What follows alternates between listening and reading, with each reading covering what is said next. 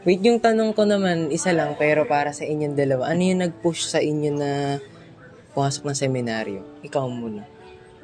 So, siguro, yung nag-push akin sa seminaryo is simple lang. Yung, kasi usually sa typical na sakristan, before sakristan ako, yung mga ginagawa sa misa.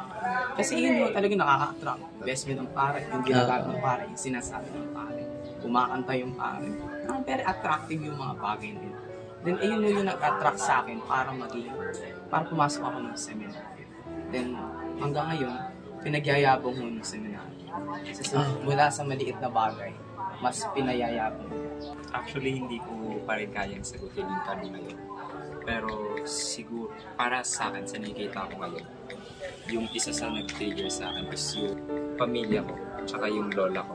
Dati din yung tito ko daw, ayun nga, magpapalit. Pero hindi natuloy. Tapos doon yung, kung hindi ako, yung kuya ko. Eh since yung kuya ko ayaw, ako na lang.